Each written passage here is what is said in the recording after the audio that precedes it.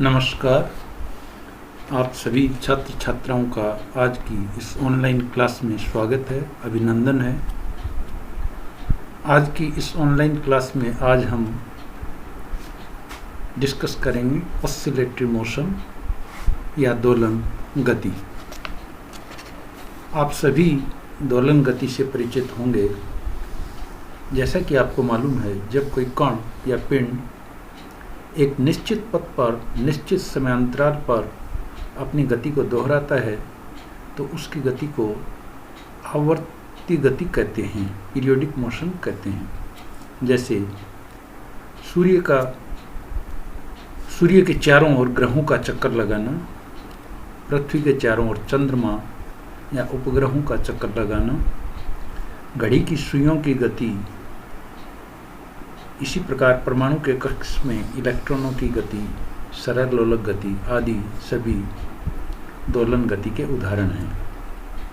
आवर्त गति में कण या पिंड को एक निश्चित अवस्था से गति प्रारंभ कर उसी अवस्था में पुनः आने में जितना समय लगता है उसे आवर्तकाल कहते हैं और इसे कैपिटल T द्वारा व्यक्त किया जाता है। यदि कण या पिंड एक निश्चित बिंदु के इधर उधर टू एंड फ्रो मोशन निश्चित समय में बार बार अपनी गति को दोहराता है, जिसे कि हम टू एंड फ्रो मोशन कहते हैं, तो पिंड या कण की जो गति है उसको दोलनी गति कहते हैं और कण या पिंड को दोलक कहा जाता है। दोलन करते हुए लोलक की गति स्वरित्र या वाद्य यंत्र के तारों के कंपन, स्प्रिंग से लटके भार को खींचकर छोड़ने पर भार की दोलन गति, झूले पर बैठकर झूलना, जालक में परमाणुओं के कंपन इत्यादि इसी प्रकार की गति के उदाहरण हैं। सभी दोलन गतियां आवर्त गति होती हैं, परंतु सभी आवर्त गतियां दोलन गति नहीं हो सकती हैं। प्रकृति में पाई जाने वाली सभी दोलन गतियों में सर्वाधिक महत्वपूर्ण सरल आवर्त गति या सिंपल हार्मोनिक मोशन होती है और इसका कारण जो है वो ये है कि जो सरल आवर्त गति है उसकी जो कंपन हैं वो एक जैसे होते हैं, या यूँ कहें कि उसमें एक ही आवृत्ति के कंपन होते हैं, जबकि जो जटिल आवर्त गतियाँ हैं वो कई प्रकार की जो सरल आवर्त गतियाँ होती हैं उनसे मिलकर के बनी होती है। अर्थात उस जो जटिल आवर्त गतियाँ हैं उनमें कई प्रकार की कंपन आवृत्तियाँ पाई जाती हैं, लेकिन जो सरल आवर्त गति है वो उसमें एक ही प्रकार की जो आवृत्ति के कंपन हैं वो होते हैं और इस कारण इसे सरल आवर्त गति कहा जाता है। यानी यूँ कहें कि इसमें जो हार्मोनिक्स हैं वो एक ही प्रकार के होते हैं।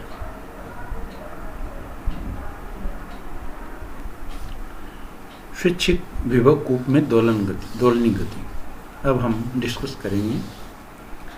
Oscillatory motion in arbitrary potential well. जैसा कि आपको मालूम है, सभी जो संरक्षी बल क्षेत्र होते हैं उनमें कण की स्थितिज ऊर्जा स्थिति का सतत फलन होती है, अर्थात U जो है वो XYZ का फलन होता है और यह कण पर कार्यरत बल से निम्न समीकरण द्वारा संबंधित होती है, F = माइनस ग्रेडियंट U, और इसको हम लिख सकते हैं minus iota del U upon del X plus J del U upon del Y plus K del U upon del Z। यदि कण केवल x के अनुदिश ही गतिशील हो तो कण पर कार्यरत जो बल है वो सिर्फ जो x कोऑर्डिनेट है उसी का फंक्शन होगा और इसलिए हम लिख सकते हैं Fx बराबर minus del U upon del X। माना किसी कण या पिंड के विस्थापन से हुए स्थितिज ऊर्जा के परिवर्तन जो है उसको हम इस आरेख द्वारा व्यक्त कर सकते हैं, जिसमें ये x एक्सिस पर विस्थापन है और y एक्सिस पर जो पोटेंशियल एनर्जी है वो ली गई है। तो इसका जो कर्व है वो जैसा कि आप इस चित्र में देख रहे हैं इस प्रकार का प्राप्त होता है। आरेख पर स्थित किसी बिंदु पर खींची गई जो स्पर्श रेखा है, किसी भी बिंदु पर अगर हम स्पर्श रेखा खींच दें तो वो स्पर्श रेखा उस बिंदु पर जो आरोपित बल है या स्पर्श रेखा की जो प्रवणता है वो del U upon del X उस बिंदु पर लग रहे बल के परिमाण को प्रदर्शित करती है। अतः स्थितिज ऊर्जा वक्र के उच्चिष्ट या निम्निष्ट बिंदुओं PQRS पर खींची गई स्पर्श रेखा जो है वो XX के समानांतर होगी और इस कारण इन बिंदुओं पर जो बल या जो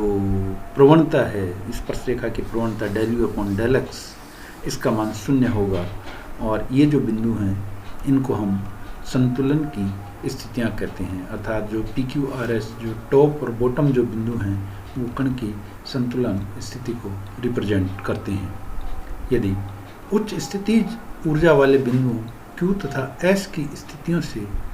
कण को थोड़ा विस्थापित कर दें तो कण की स्थितिज ऊर्जा उच्चतम स्थितिज ऊर्जा से कम हो जाएगी और कण एक बल अनुभव करेगा जो कण को इन स्थितियों से दूर ले जाएगा। अतः अधिकतम स्थितिज ऊर्जा वाली जो स्थितियां हैं वो संतुलन की स्थितियां तो होती हैं, लेकिन ये अस्थायी संतुलन की स्थितियां कहलाती हैं। अब यदि न्यूनतम स्थितिज ऊर्जा बिंदु P या R स्थिति से कण को थोड़ा विस्थापित कर दें तो जो स्थितिज ऊर्जा है वो न्यूनतम स्थितिज ऊर्जा से कुछ अधिक हो जाएगी। यदि विस्थापन से x का मान बढ़ता है तो विस्थापित स्थिति में UX वक्र की जो प्रवणता है del U upon del X वो धनात्मक होगी और इस कारण जो कण है उस पर बल F minus del U upon del X ऋणात्मक अर्थात माइनस x दिशा में होगा, जो कि प्रारंभिक जो कण को प्रारंभिक अवस्था में ये जो बल F बराबर minus del U upon del X है ये कण को प्रारंभिक अवस्था में लाने का प्रयत्न करेगा। इसी प्रकार P से ऋणात्मक x दिशा में अगर कण को थोड़ा विस्थापित कर दें जिससे कि del U upon del X इसका मान ऋणात्मक होगा, जिससे बल F धनात्मक x दिशा में कार्य करेगा और इस प्रकार निम्निष्ट स्थितिज ऊर्जा वाली जो संतुलन स्थिति से विस्थापित होने पर जो कण है उस पर सदैव एक बल जिसे कि हम प्रत्यास्थ बल या प्रत्यानयन बल कहते हैं वो कार्य करेगा जो उसे संतुलन अवस्था में लाने का प्रयत्न करता है। माना कोई विस्थापित स्थिति B पर जो कण है उसकी गतिज ऊर्जा 0 के बराबर है। जैसा कि हम ये कर्व वक्र में देख रहे हैं, ये B बिंदु है कोई जहाँ पर हम ये मान रहे हैं कि इसकी जो गतिज ऊर्जा है वो 0 के बराबर है और इस कारण जब इसकी गतिज ऊर्जा 0 होगी तो इस कारण इसका वेग भी क्योंकि काइनेटिक एनर्जी हाफ mv² के बराबर होती है और ये 0 है, इसका मतलब ये हुआ कि इस बिंदु पर इस कण का जो वेग है वो भी 0 के बराबर होगा। इस स्थिति में प्रत्यास्थ बल F minus del U upon del X लगने के कारण कण वापिस P की ओर गति करता है जिससे इसकी स्थितिज ऊर्जा घटती है और जो गतिज ऊर्जा है जो जैसा कि B पर ये 0 थी इसमें धीरे धीरे वृद्धि होना शुरू होगी और B पर जो स्थितिज ऊर्जा अधिकतम थी, क्योंकि टोटल जो एनर्जी है जो कि गतिज ऊर्जा और स्थितिज ऊर्जा का योग होती है ये कंजर्व करता है,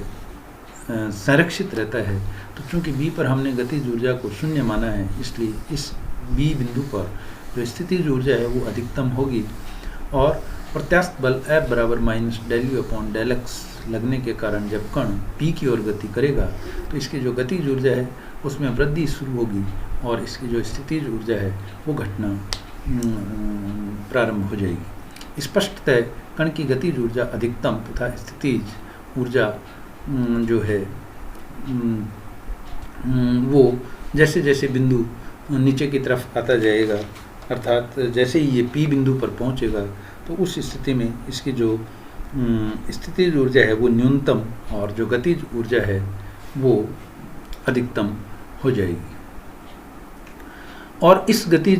चूँकि P बिंदु पर इसकी जो गतिज ऊर्जा है वो अधिकतम है, इसके कारण जो कण है वो P को पार कर दूसरी ओर बढ़ने लगता है और A पर जो स्थिति है वो B के समान पहुंच जाती है, यहाँ पर पुनः जो गतिज ऊर्जा है वो शून्य हो जाएगी और जो स्थितिज ऊर्जा है वो अधिकतम हो जाएगी। चूँकि गतिज ऊर्जा शून्य हो गई इसलिए बिंदु जो कण है वो बिंदु A पर स्थिर हो जाएगा और यहाँ चूँकि इसकी जो गतिज ऊर्जा है वो वापस अधिकतम शून्य हो गई और स्थितिज ऊर्जा है वो अधिकतम हो गई। इस पर पुनः जो प्रत्यास्थ बल है वो कार्य करेगा और जो कण है वो वापस P की ओर गति करना प्रारंभ कर देगा। इस प्रकार जो कण है वो न्यूनतम स्थितिज ऊर्जा वाली जो स्थिति P के इधर उधर A व B के बीच दोलन करने लगता है। ये न्यूनतम स्थितिज ऊर्जा वाली जो स्थिति है ये भी स्थायी संतुलन की स्थिति है, संतुलन की स्थिति है, लेकिन ये जो स्थिति है वो स्थायी संतुलन की स्थिति कहलाती है। अतः जो कण है वो A और B के बीच में दोलन गति करता रहेगा और इस कारण A व B के मध्य जो परिबद्ध क्षेत्र है इसको हम पोटेंशियल वेल या विभव कूप कहते हैं। विभव कूप के उच्चतम तथा न्यूनतम जो स्थितिज ऊर्जाओं के जो अंतर है वह इस विभव कूप की बंधन ऊर्जा या बाइंडिंग एनर्जी कहलाता है। और जो कण की ऊर्जा है यदि बंधन ऊर्जा से कम है तो कण है वो विभव कूप में ही रहेगा और जो A और B या यूँ कहें कि जो विभव कूप की जो दो स्थितियाँ A और B हैं उन्हीं के मध्य दोलन गति है वो करता रहेगा और इस प्रकार ये जो कण की अवस्था है ये बाउंड स्टेट या बद्ध अवस्था कहलाती है। गणितीय रूप से दोलन गति का समीकरण ज्ञात करने के लिए कण की जो न्यूनतम स्थितिज ऊर्जा ux0 वाली जो स्थिति है P उससे थोड़ी दूर स्थित किसी बिंदु x पर ऊर्जा का मान है वो कितना होगा ये ज्ञात करने के लिए हम टेलर सीरीज जो विस्तारण प्रमेय है, टेलर सीरीज एक्सपेंशन थ्योरम वो काम में लेते हैं। और इस कारण अगर P बिंदु से कण को थोड़ा सा विस्थापित कर दिया जाए x बिंदु पर तो x बिंदु पर इसकी जो स्थितिज ऊर्जा है वो होगी ux बराबर ux0 plus del u upon del x at x0 x minus x0 plus delta 2u upon del x square at x0 x minus x0 का whole square upon factorial 2 plus delta cube u upon del x cube at x0 x minus x0 का whole cube upon factorial 3 plus so on, जहाँ ux0 del u upon del x at x0 delta 2u upon del x square at x0 आदि के जो मान हैं वो x बराबर x0 जो स्थिति है उस पर प्रयुक्त किए गए हैं। स्थायी संतुलन बिंदु P के लिए यह आवश्यक है कि P पर जो कण की स्थितिज ऊर्जा है वो न्यूनतम हो तथा स्थितिज ऊर्जा विस्थापन के आरेख की जो वक्रता है, वक्रता त्रिज्या अर्थात delta 2u upon del x square, इसका मान धनात्मक हो और जो जैसा कि आपको मालूम है मैक्सिमा और मिनिमा की जो कंडीशन है मैथमेटिक्स में आपने पढ़ा होगा, उच्चिष्ट और निम्निष्ट की जो कंडीशन है उसके अनुसार जो del u upon del x at x0 इसका मान शून्य होना चाहिए, अर्थात ux0 ये न्यूनतम होना चाहिए, del u upon del x at x0 इसका मान 0 हो और delta 2u upon del x square ये धनात्मक किसी कांस्टेंट k के बराबर हो। इसी प्रकार delta cube u upon del x cube at x0 ये भी धनात्मक किसी कांस्टेंट k1 के बराबर होना चाहिए। अगर ये मान हम समीकरण 4 में रख दें तो हमें प्राप्त होगा ux बराबर ux0 plus half k x minus x0 whole square plus 1/6 k1 x minus x0 का होल क्यूब प्लस सॉन। यदि संतुलन बिंदु P को हम मूल बिंदु पर स्थानांतरित कर दें और न्यूनतम स्थितिज ऊर्जा का मान शून्य मान लें, अर्थात x बराबर x0 पर ux का जो मान है वो अगर शून्य हो तो समीकरण जो 5 है उससे ux का मान होगा, चूँकि ux0 0 हो गया इसलिए ux बराबर half kx square plus half k1 x cube plus 1/6 k2 1/6 जो भी और आगे की वैल्यूज इसको इक्वेशन 5 को एक्सपेंड करने पर जो प्राप्त होती हैं वो सब आ जाएंगी। इसलिए जो कण पर आरोपित बल, चूँकि जो x बराबर x0 इस ये मूल बिंदु है, इसलिए x0 का भी मान है वो 0 हो गया, और ux जो स्थितिज ऊर्जा है इसका भी मान 0 हो गया। तो जो ux है वो हमें प्राप्त होगा 12 kx² प्लस 1/6 k1x3। ये जो 1/2 k1x³ है ये 1/6 k1x³ है, 1/2 नहीं है, इसको ठीक कर लीजिएगा। इसलिए जो कण पर बल आरोपित होगा उसका मान होगा F बराबर -∂u/∂x, और u का मान अगर इसमें सब्सटीट्यूट किया जाए तो ये हो गया, इसको डिफ्रेंशिएट कर दें ux की इक्वेशन को x के रेस्पेक्ट में, तो F बराबर -kx -12 k1x² and so on. यदि कण का विस्थापन अल्प हो तो x के उच्च घात के पदों को हम नेग्लिजिबल स्मॉल या उपेक्षणीय मान सकते हैं, और इस कारण से जो इक्वेशन हमको प्राप्त होगी fx ux, इसका तो मान हो गया 12 kx², और fx का जो मान है वो हो जाएगा -kx। अतः इस स्थिति में u तथा x में जो खींचा गया जो आरेख है, आप अगर u और x जिसकी की इक्वेशन ux बराबर 12 kx² है, ये जो इक्वेशन है ये एक पैराबोला की इक्वेशन है, इसलिए u तथा x में खींचा गया जो आरेख है वो पैराबोलिक नेचर का होगा, पैराबोलिक या परवलिक आकृति का होगा, और कण पर कार्यरत बल विस्थापन के F बराबर -kx होने के कारण विस्थापन के अनुक्रमानुपाती होता है। परंतु परवलिक विभव कूप में कण की दोलनी जो गति है वो सरल आवर्त गति होती है, इसलिए हम ये कह सकते हैं कि विभव कूप में लघु विस्थापनों के लिए कण की जो दोलन गति है उसको सरल आवर्त गति माना जा सकता है, चाहे विभव कूप की आकृति कैसी भी हो, क्योंकि हमने जो हायर टर्म्स हैं उनको 0 माना है। अगर हम उनको 0 नहीं माने तो जो ux बराबर 12 kx² इक्वेशन हमें प्राप्त हुई है वो एग्जैक्टली